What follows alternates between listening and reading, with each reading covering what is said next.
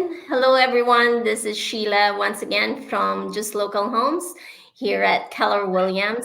And today's guest is Daniel Lucariello from our partner Realtor in Hawaii. And Daniel is actually an expert at helping our clients find homes in Hawaii and also one of the highest rated partners we have in Hawaii. Ladies and gentlemen, let's welcome Daniel. Here you go. Thank you so much, Sheila, and aloha to everybody. Thank you guys for all joining and being a part of this. Really excited to share some information.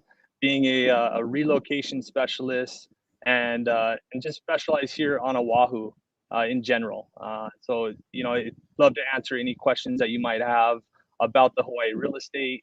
We're going to share some information about maybe some of the things that you're not familiar with, and then if anyone is interested outside of Honolulu or on the island of Oahu, we have the resources and the professionals on any of the outer islands. But for myself, specialized on the island of Oahu, and looking forward to answering any questions and sharing some local knowledge.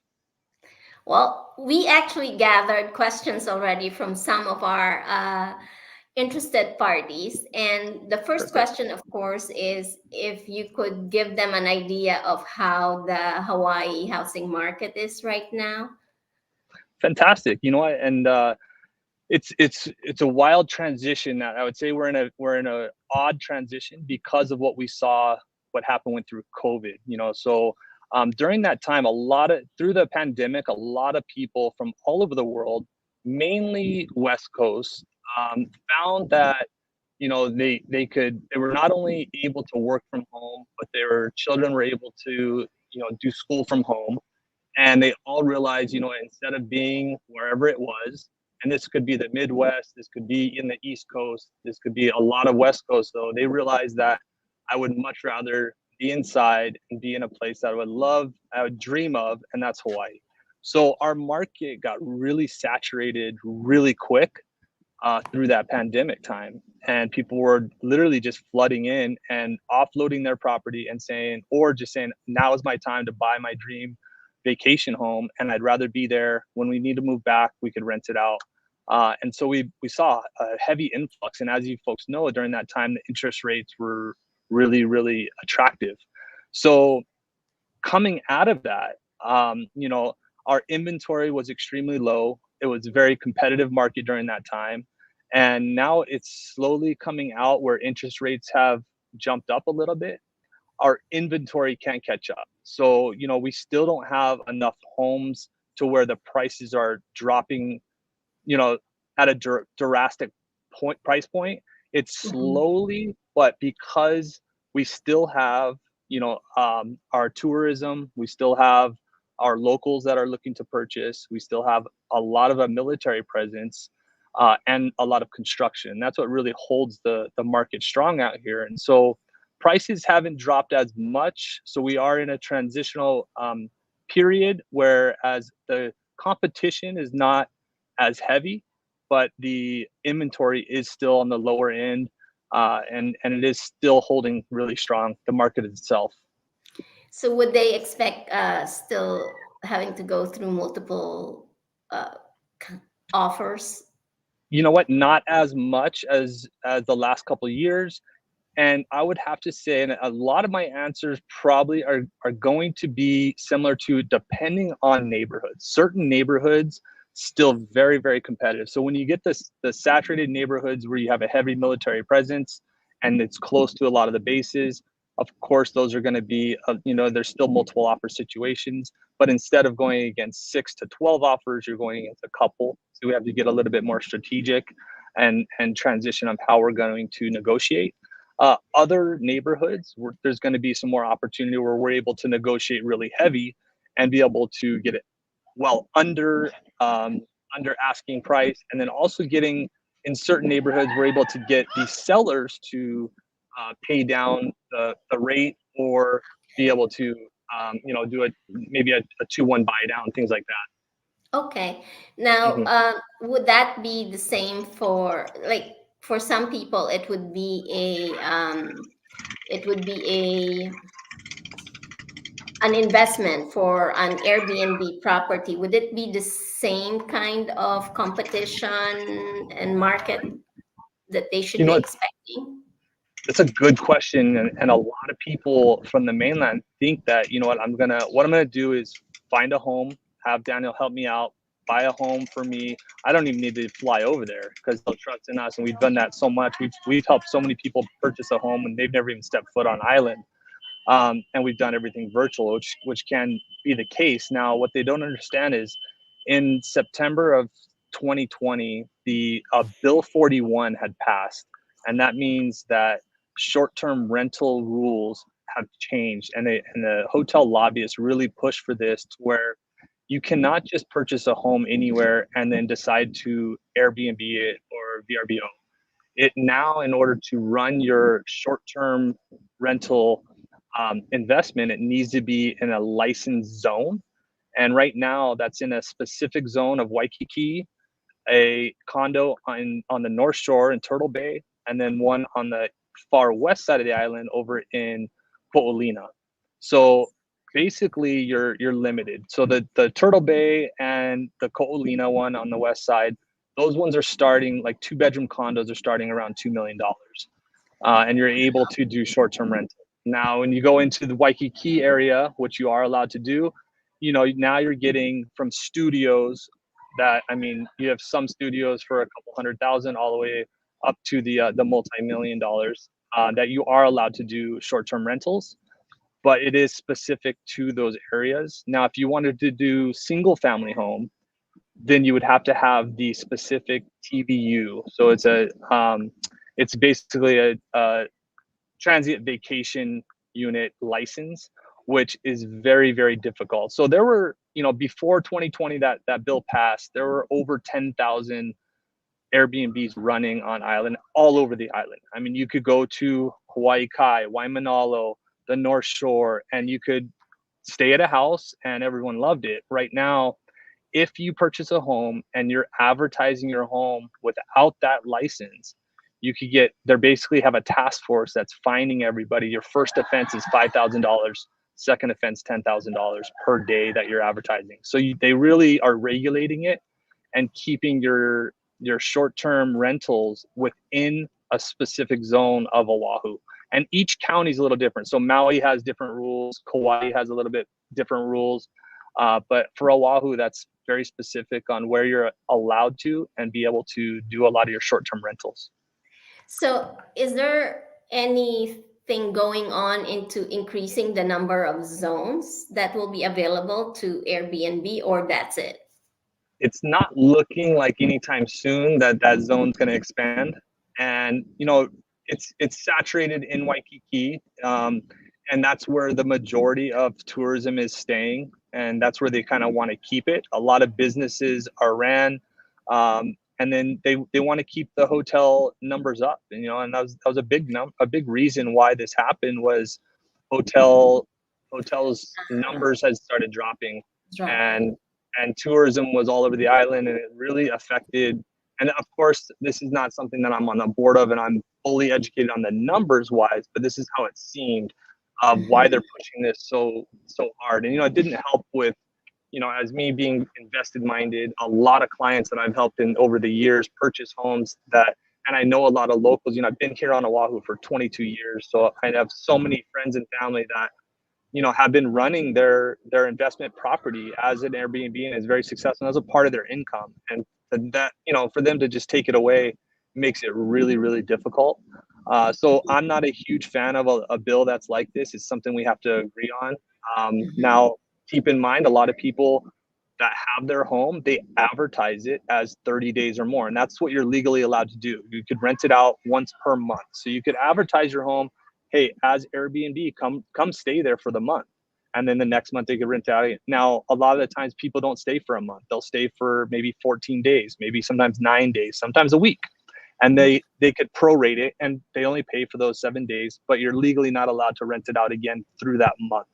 So there's still opportunity. People still do it instead of getting a long-term renter. That's your other option is you get, a long-term renter that's there for a minimum year, sometimes 6 months, depending on where you're at. You could do a little shorter. Okay. Mhm. Now, once they've decided to purchase a home in Hawaii, what is the normal timeline of a purchase? Because I know state to state would be different. Sure. How is it in Hawaii? A good question. And the biggest thing for us is really identifying your ultimate wants, needs, and goals. Look, what are you looking for, and your end goal in investing in Hawaii. And so we will do a strategy session with them. And that's first and foremost of just understanding. Then we could get them, of course, pre-approved if they're looking to get finance, and we get them with a local lender. I think it's always important, with the state laws out here, with the time differences. A lot of the times they've worked closely with their lender, and that's totally fine. And we've worked with a lot of mainland lenders. We've also seen deals go sideways because the time differences, especially if it's an East Coast, you're looking at 6-hour differences, and deals could go sideways, not knowing some of the state laws and regulations out here. So we prefer to get them linked up with a local lender, get pre-approved, and then after our strategy session, we're able to identify where they're looking. We get after it. As I have a small team here, and so if it's not myself, then I have my team that's getting after it to really identify the properties that they're looking for. Once we start identifying and previewing properties, we start the negotiation. And once we have an accepted offer, it's a 30 to 45 day process, similar to the mainland, but it's about a 30 to 45 day process till you close and you're getting the keys to your property. Okay. Mhm.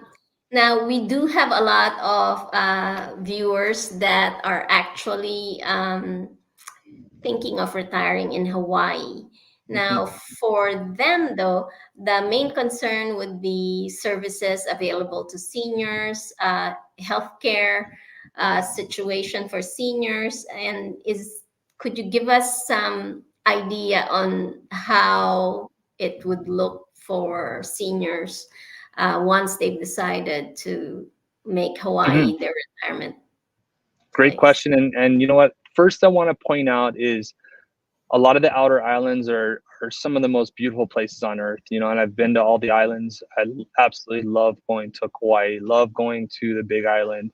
Maui's fantastic. It's a very unfortunate circumstance of what happened in Lahaina. And we've been supporting them. But I always want to point out of one of the reasons what Oahu separates all those other islands is our healthcare and the amount of hospitals. So if anything happens on any of the outer islands, they immediately need to fly over, and that time difference to fly to Oahu could be a game changer. So for our seniors and for our elderly, we do recommend Oahu because of the healthcare that we have out here, and the senior care centers that we have out here. So even if you're investing here and you end up wanting to be in senior homes, we have that availability out here.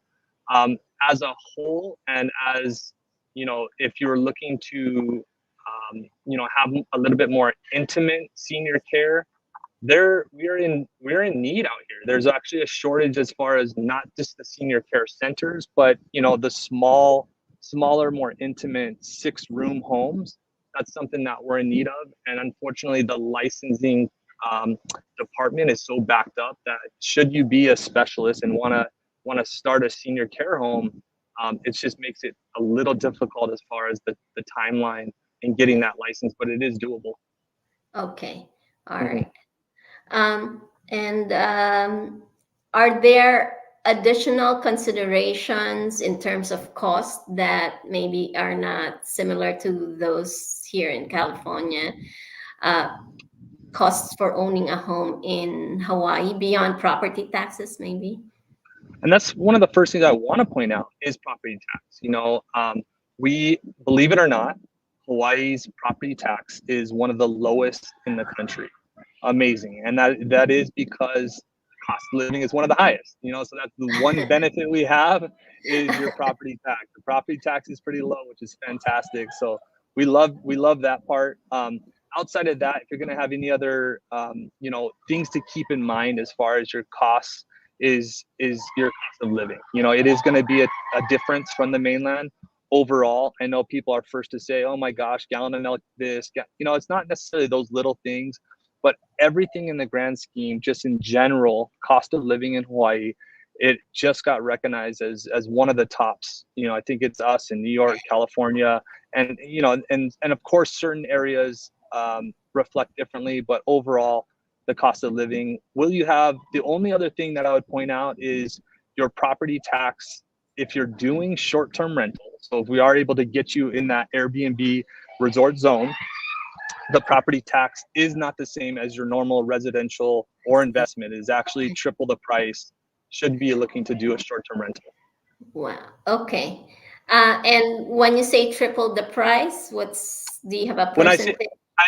so basically, if you're say you were to invest for a short-term rental under $1 million, you're looking, for a non-short-term rental under $1 million, you're looking at 31 cents per $1,000 for property tax. So relatively pretty low. And then when you're actually you have a TVU license, it's on average triple to quadruple that. So you're looking at the $1.50 minimum per thousand. Yeah. Per thousand. Okay. Mm-hmm. And then lastly, two more questions I have here from our audience.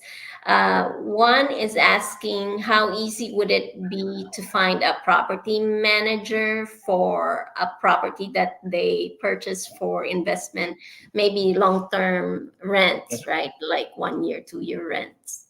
That's a great question. So, and I love this because, like I was saying, I have a small real estate team. We are recognized as one of the top real estate teams in Hawaii. We have been recognized top 10 out of the last 6 years. My business partner and CEO, his name's Eric Taniguchi. He's third generation realtor. So his parents, they started Pacific Properties 35 years ago, and they only do property management, and they're amazing. He's now passing that down to his daughter. She's helping run it, but they're all three are involved, and they start their rates at 10%, which is very competitive, very, very good for in Hawaii. If he's going into the short-term rental, I do have another specialist that property managers for short-term. It's usually starts about 15% up to 20% though. All right. Actually, that's really perfect. Now, the last one is, of course, everybody's dream, if they're retiring in Hawaii, is to be close to the beach. But could you give us an idea of the difference of prices between inland type of properties versus, I would say, beachfront, even in the maybe not as popular areas? Sure, and that is the dream, is to be beachfront. And I'll be very transparent. If you're gonna go, and I don't know how familiar the audience is with Oahu, but the far west side of the island is the most affordable, I'll say. Also known for a lot of locals that have been born and raised there, and higher crime rate, drug use, things like that. Not as attractive driving down there. Once you're there, beaches are some of the nicest, but the neighborhoods are not so much, unless you're used to it. And you could get a little bit more affordability out there. It's something I wouldn't necessarily recommend somebody coming from the mainland to live there. It's not for everyone. Now, those homes, you could go beachfront, and those could start anywhere from, I would say all the way in Miley or in Waianae area, you could get some across the street, for around the 800,000. But that's I would say if you go to the countryside, there is over in Hauula, which is over by the Polynesian Culture Center. It's a little bit more country. It's on the east side of the North Shore, and those will start. There's about a 1,400 square foot interior on a 6,000 square foot lot. It is waterfront with your own little beach, and that starts at 1.4, and it was built in 1953. And then you could, from there, it's probably the lowest price that you'll have for a waterfront.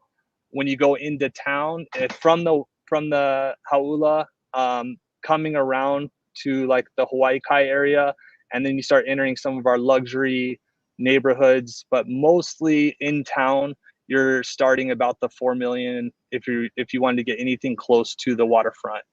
Okay. It goes all the way up to 29 million. Okay. And inland, like, okay, if they give up on their dream to be waterfront, they just want to be in Hawaii. Yeah, How hey, does that look? electric bikes now. You could be you're a short bike ride away from the water, and you're going to be saving millions of dollars. You know, right now we have a total, all of Oahu, we have a total of about 573 single family homes available. And those, again, I'm going to eliminate the far west side of the island. So everything from inland, which is more metro area or close to Pearl Harbor, all the way to the south side of the island in Hawaii Kai.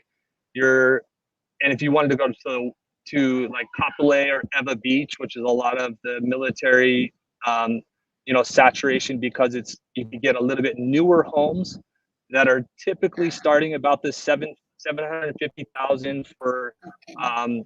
you know, about a 3-bedroom single family home. A lot of those ones though are in small associations. So even though it's a single family home, you do have about a $400 a month. When you get into when you from the west side, if you start coming into town, you're going up between, you know, west side is 700 to 850, and then you start going from 850 to a million. When you start going into the centralized area of Oahu, and then when you start getting into town, you're usually minimum about $1,050,000 for homes that could still use repair, all the way up to about 1.4, and then all the way up to, like I said, about 30 million, Uh-huh. you know, Okay. and everything in between. So yeah, there's a pretty big variety. Anybody has any questions of specific areas, and I could really pinpoint, you know, it's very broad because we have some very specific neighborhoods over here. So if there's something specific they're looking for, we'd like to fine tune that, and we could find it for you. All right. Well, that was the last question actually that we had from our audience. So before we go, I was gonna give instructions for those your friends probably who would have missed our live stream today. We make available our replay video, and you could just send us a DM for the link. For those who would like to contact Daniel, you could give them your contact details, or you could reach out to me also through DM. Absolutely. So you can, yeah, reach out to Sheila. She can link us up. On my Instagram is Danny _ my last name Lucariello. At my email, I have Daniel at taniguchiassociates.com. You could always reach out to me there. And then my phone number is readily available as well, which is 808-780-8801. Please check out my team's website at www.taniguchiassociates.com. And we even have a little, people that aren't familiar with Oahu itself, it's very user friendly. You could poke around with that icon on your mouse and look at different areas, tells you about school districts, tells you a little bit about each area. But I prefer to just answer any questions personally, and I'm happy to hop on any call or Zoom or emails with anybody that's interested in any questions. All right. With that, do watch out for announcements for our next episode coming up next month. With that, we'd like to wish everyone good evening. Have a good day. Thank you so much, Sheila, for having me. Thank you, Aloha, Daniel. mahalo. Thank you. Bye bye. Bye.